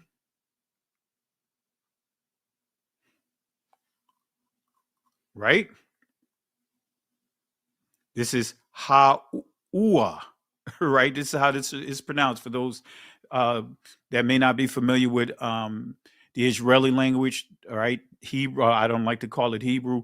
Ancient Hebrew is different, but this is look at this. This is how you pronounce it. You got the patak and the kamats, right? So to be pronounced ha-ua. This wa is a vowel letter, right? Well, actually, it's not even a vowel letter. It's silent, and really you're pronouncing this dot here, which is called the sharuk, right? The sharuk makes the U sound. So that's why you see here ha-ua, right? And we see here it means he cast away the desire of the wicked. But the key here, no, here it is, desires cupidity, right? Let me say that again. Desire cupidity. Let's take it a step further here. Ruin, fall, calamity, destruction. Look at this here.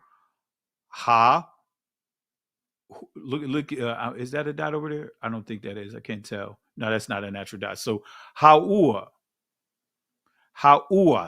right? So, but we still see here Ha'u Wuth, right? But anyway, but I can't.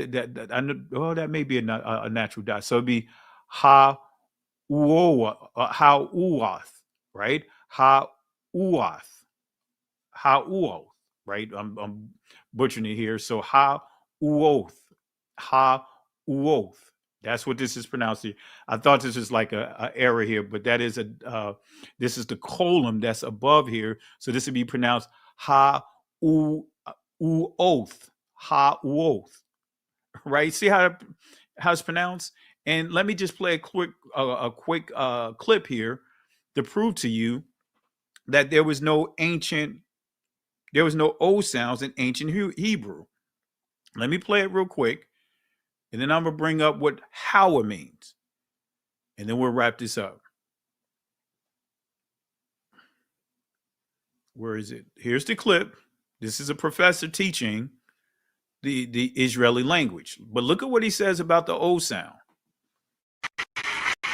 Here's a chart that summarizes vowel class and length.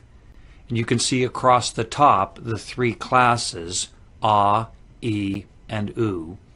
And then down the side the four lengths, long, medium, short, and very short.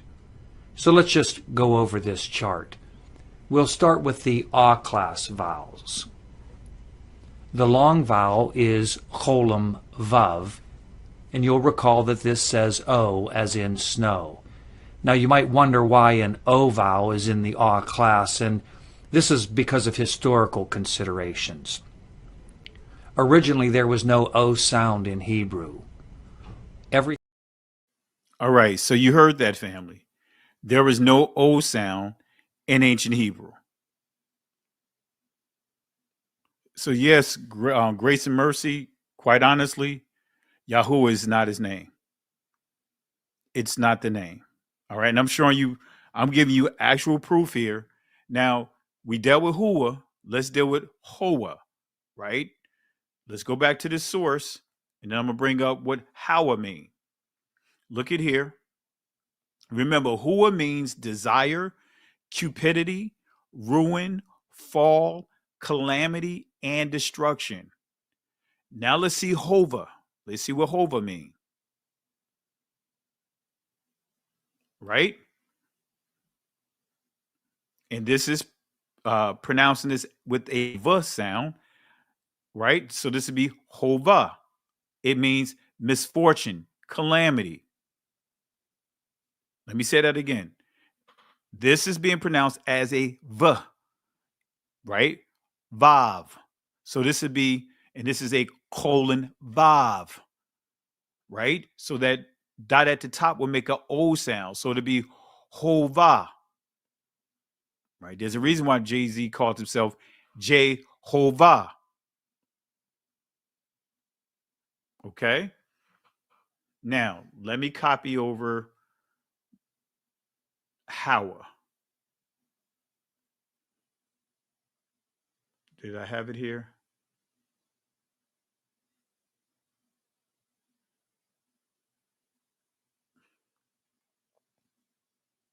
Let me bring in one key point.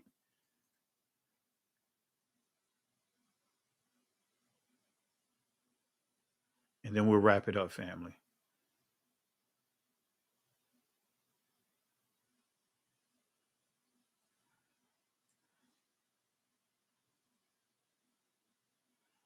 All right, so I'm just going to copy this here.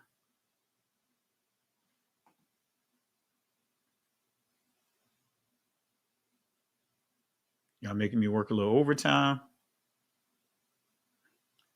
All right. I'm just cleaning up this slide here real quick. I'm going to show you something because this is one of the tricks that many that call themselves teaching Hebrew do.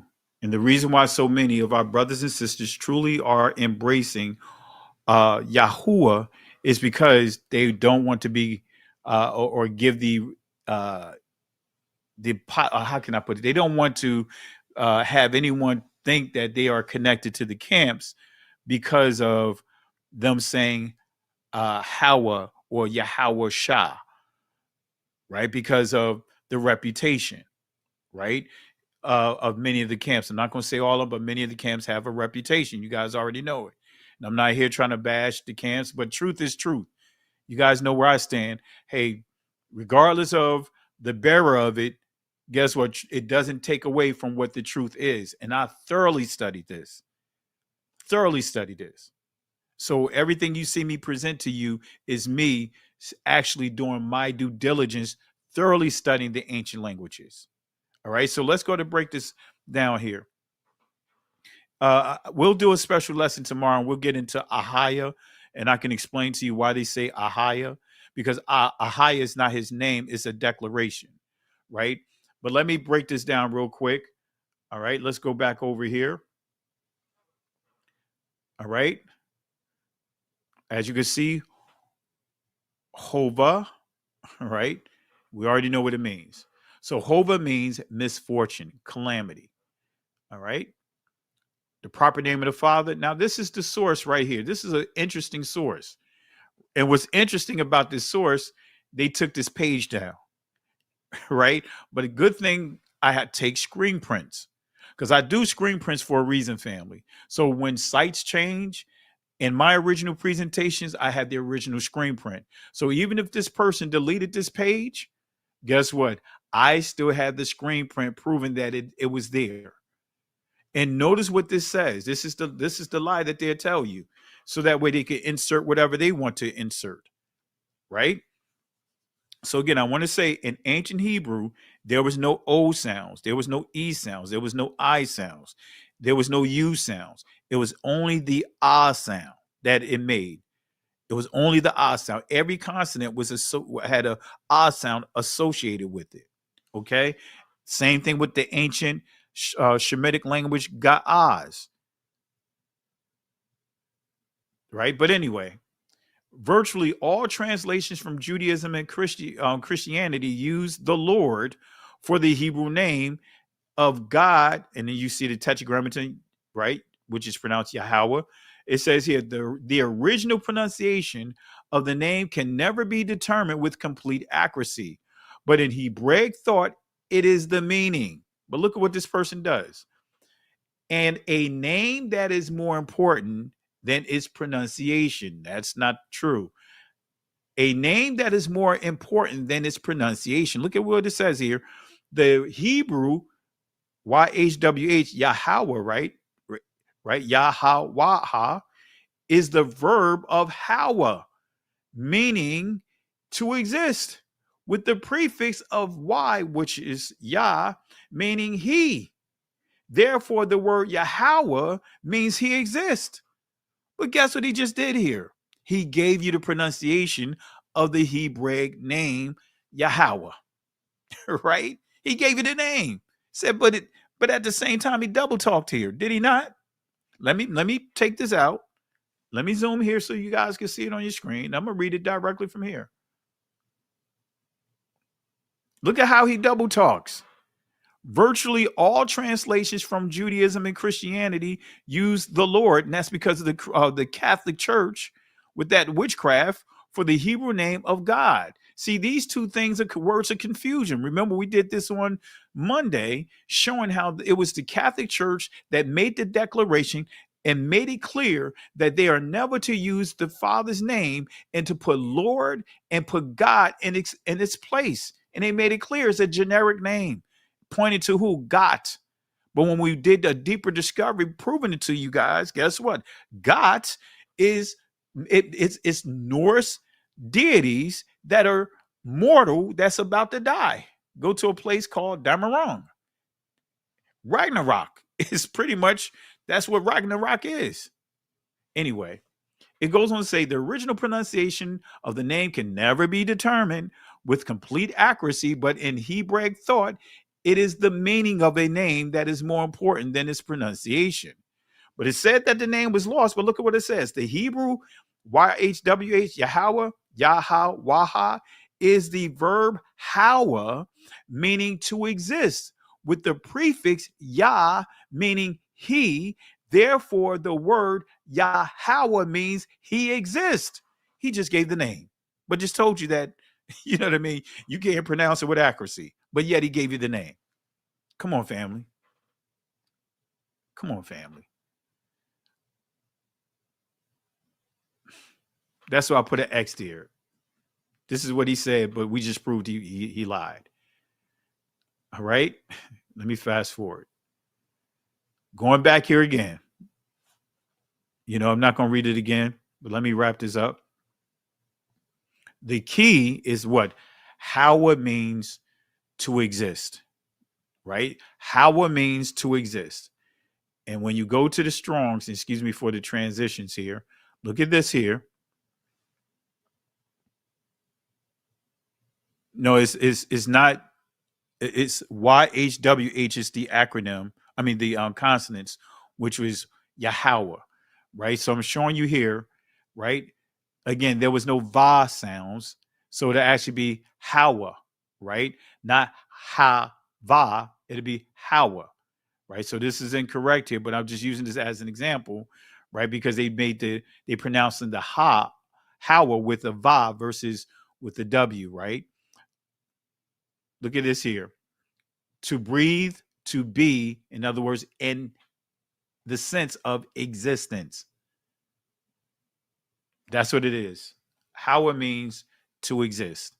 So going back here just to prove that in ancient Hebrew, there was no va sound. That's all. That's Germanic. That's Germans that added that V sound. That's why I went here first. Let me go back here and then we'll wrap this up. Let's go to this source right here. I should have copied it down just so to be with the others. Let's go up here. I thought I saw it here.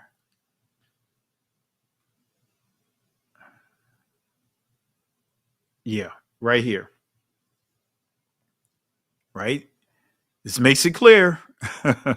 The answer is that the sound wa or wa, just making a wa, but really it's pronounced wa, a long time ago wasn't vav at all. I rest my case, family. Let's see here. So I just want to leave that there, family. We're going to land, like they said, land a plane, but I see a question here real quick, and I might see if I can answer before we wrap up. Let me see here, and we'll wrap this up. I see a question here from Conan. Let me see if I can see what he's referring to.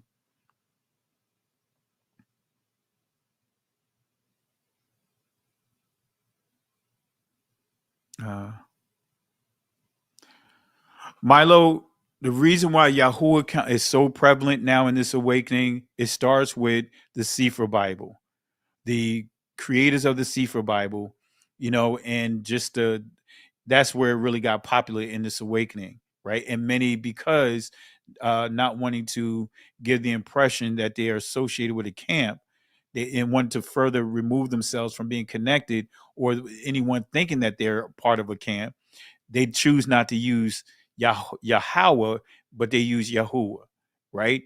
And it's because of the poor understanding of even the transliteration of taking the Hebrew into the Greek, right? And the Greek does not have the full name, does not have the name of the Father's name in the Greek, right? It has the tetragrammaton in Hebrew letters.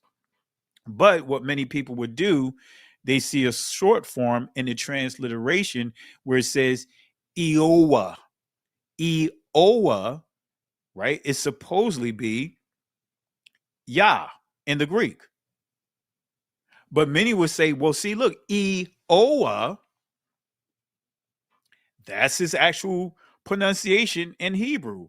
So this is instead of saying, all they did was put the Yah at the front of it and saying, instead of saying Eowa, which is the Greek transliteration of the short form of Yah, they say, hey, this is going to be, they're going to use this as the name.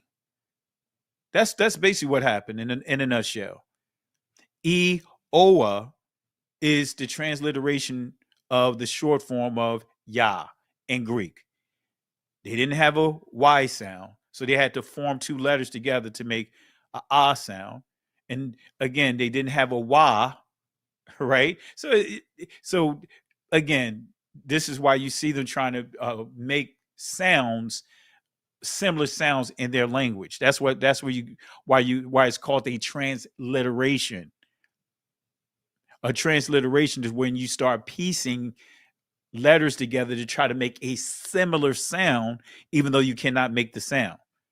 Right? The ancient name of the Messiah is Yahweh Shah. In the Greek, it's pronounced Iesus. So Yahweh versus Iesus. Not even a close comparison. So that's why you have it the way it is.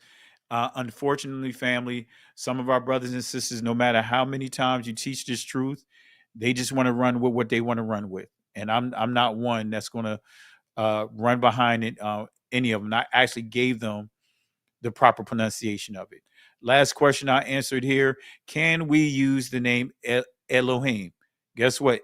Elohim is not the proper pronunciation because there's no O sounds. Number one, right? So that O sound, which should be an A sound. But guess what? L, the only reason why you get that the L is because the lop is silent. So you pronounce the mark. The actual proper pronunciation is Allah Hayam. What's interesting is in the Aramaic, it's pronounced Allah. In the Arabic, it's Allah. So you have Allah in Arabic, you have Allah in Aramaic, and you have Allah plus the yam makes it plural. 3 languages saying the same thing. Allah in Arabic, Allah in Aramaic, but then they want to tell you that it's Elohim. And this in the Hebrew language, no, that's completely wrong. It would be pronounced the same way in ancient Ga'az with the letters. So it'd be Alahayim. All right. So with that being said, family, I know that we went a little longer than anticipated, but I really appreciate you guys. Great questions. And let me see here. Conan, let me see what your question was before we wrap up. Let me see here. I know you asked a question. Let me see what your question was. Pastor Kelly, please connect the Khazarians, Caucasians to Babylon. How, when, etc. Never can make the connection, but they took sorcery and money magic out of Babylon to Europe. So Josephus, he literally says in his book about the Greeks stealing and taking a heritage from every country, every nation that they've conquered. And that's why you see a lot of similarities in the Roman deities that's similar to Romans and Greeks that's similar to the Egyptians, right? So I'm not sure if I have it inside this lesson here. If not, we'll do that we'll maybe tomorrow, depending on how I am feeling. Let me see here.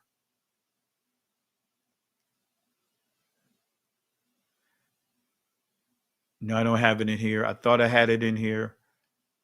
But Josephus makes it clear that the Greeks were hijacking cultures of everyone that they conquered. All right. So that's how the Greeks were able to, we see a lot of the Babylonian Egyptians influence over what they do. All right. So with that being said, family, let me look at this super chat here real quick. I see some super chats here and really appreciate everyone that contributed tonight. Again, shout outs to Dejan. Thank you for the super chat, as well as Mame. Thank you for the super chat as well. We see Jesse Hooper. Thank you for the super chat as well. Let's see. Marjorie Lemons, thank you for the super chat. And lastly, we got Ahmad that's in the building. Really appreciate you, Ahmad. Bohemian was the style of dress people used to describe my way of dressing. Never again. Wow. I remember that. You're right about that. So really appreciate it, Ama. And again, thank you for that cobbler ingredients. Really appreciate it. I'm not what's it, cobbler that I got from you? I got cobbler. No, it was banana. Oh, it was bread pudding. Not cobbler, but bread pudding. Because I made that as well. So really appreciate it. Thank you for the love and support. And family, let's show some love to everyone contributed tonight. And with that being said, in the words of Yahweh to the Israelites in Exodus chapter 14, verse 13 to 14, when they came to a dead end, what appeared to be a dead end, and the Egyptians was coming up from behind. He told Moses to tell them in Exodus chapter 13 and 14, fear ye not, stand still, see the salvation of Yahweh. These Egyptians that you see here today, they will not have power over you ever again. The Most High will fight for you. But here's the kicker, family. We have to hold our peace. Can't go back, can't stay here, keep moving forward. Shalom. Listen, Genesis chapter 11, verse 10 explains the genealogy of Shem. Shem was a black man in Africa. If you repeat this back, Genesis 14, verse 13, Abraham steps on the scene. Being a descendant of Shem, which is a fact, means Abraham too was black. Abraham, born in the city of a black man, called Nimrod, grandson of Ham. Ham had 4 sons. One was named Canaan. Here, let me do some explaining. Abraham, Isaac was the... Jacob had 12 sons, for real, and these were the children of Israel. According to Genesis chapter 10, these were the children of Israel. According to Genesis chapter 10, these were the children of Israel. According to